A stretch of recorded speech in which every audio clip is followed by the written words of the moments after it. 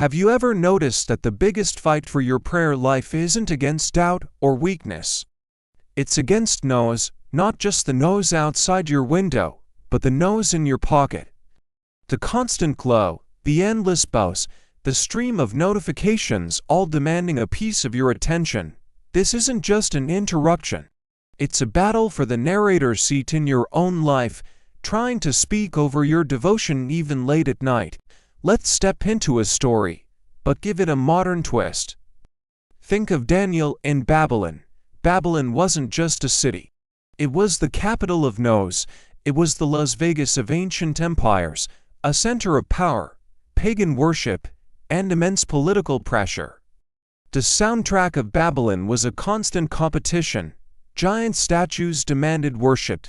Kings demanded absolute allegiance. The crowds demanded conformity. And right in the middle of all this chaos was Daniel, a man who refused to let the no's of the world drown out the voice of God. Now, picture this scene. A royal decree is announced, booming through the city. For the next 30 days, no one is allowed to pray to any god or human except to the king. For anyone else, this would be a moment of panic. The music of their life would screech to a halt, but for Daniel, the story is different. The camera of his life doesn't zoom in on fear, it zooms in on habit. Because Daniel had been rehearsing for this moment his entire life, he hadn't just built a prayer life.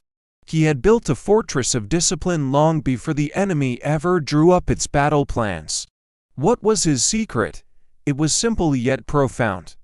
He prayed daily, he prayed consistently, he prayed directionally.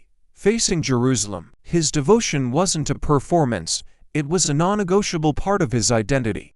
Now, let's imagine Daniel's room today, in our world. The window is open, and moonlight spills onto the floor, but something is missing. His phone is off, dark, silent, there are no notifications flashing, no apps begging for a moment of his time, no endless scroll vying for his devotion. There is just a believer, kneeling down, not because it's the right posture for a picture, but because it's the right posture to protect his awareness of God. Daniel's story teaches us a powerful truth. Prayer pulls you toward God, but no's will always try to pull you toward itself. And if you want a deep, meaningful connection with God, you have to learn to close the door on all the competing narrators. You have to be ruthless about protecting that sacred space. Think about it. Daniel didn't silence his prayer because the world got loud. He silenced the world because his prayer was too important. He made a choice. He decided which voice would have the final say in his life. And that's a choice we all have to make every single day. Now let's turn our attention to another giant of faith, Elijah. We often remember him for that incredible showdown on Mount Carmel, the one where he called down fire from heaven and prayed for rain to end a drought. But if we look closer at that story, we find another, more subtle lesson about prayer, one that's incredibly relevant for us today. It's not just about praying for big miracles, it's about praying for focus. Before the rain ever began to fall, something else had to happen first. Elijah had to win the battle for his own attention. He's on the mountain, bowed low to the ground, praying with an intensity that feels like it could shake the earth. He sends his servant to look toward the sea for any sign of a cloud. The servant comes back and says, "There's nothing." Complete emptiness. A clear, blue, mocking sky. Now, what does Elijah do? Does he give up? Does he get frustrated? No, he goes back to prayer. He's not repeating his request to try and change God's mind. He's repeating it to anchor his own mind. He's locking in his focus, refusing to be distracted, holding his faith steady until the moment was right.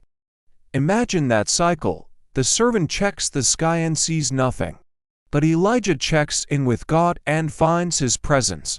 The servant returns, empty-handed again. Elijah returns to prayer, deepening his awareness. This goes on 7 times. 7 cycles of apparent failure, but 7 cycles of deepening focus. And then, finally, The servant comes back and says, "I see a little cloud, about the size of a man's hand, rising from the sea.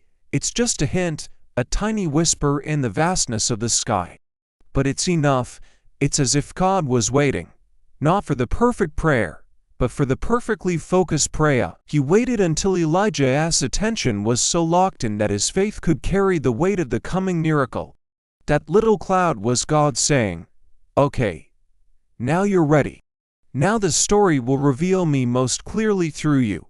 So, what's the big idea here? Both Daniel and Elijah show us that powerful prayer isn't just about what we say to God. It's about what we silence in ourselves. It's about protecting our focus from a world designed to shatter it. Daniel shut the door on the nose of an empire. Elijah shut out the discouragement of an empty sky. They both understood that the first battleground of prayer is the 6 inches between your ears. It's the battle for your attention. In our world, the nose isn't the king's decree, and the empty sky isn't a lack of rain. The nose is our phone. The empty sky is the feeling we get when we pray and nothing seems to happen immediately. The temptation is to check our notifications, to scroll through another feed, to let our minds wander. But what if we chose to be like Daniel? What if we intentionally turned off the nose, creating a sacred space where the only voice we're listening for is God's? And what if we chose to be like Elijah? What if, when our prayers seem to hit a silent ceiling, we don't give up, but instead double down on our focus? What if we see those moments not as failures, but as training, as opportunities to strengthen our spiritual attention span, to prove that our desire to connect with God is stronger than our desire for instant gratification? This is the heart of protecting your prayer life in the loudest generation in history. It's about choosing to silence the noise so you can hear the whisper. It's about choosing to stay focused, even when the sky is empty, trusting that God is preparing to show up in a way that will leave you in awe. It's a daily decision, a moment-by-moment battle, but it's a battle we can win.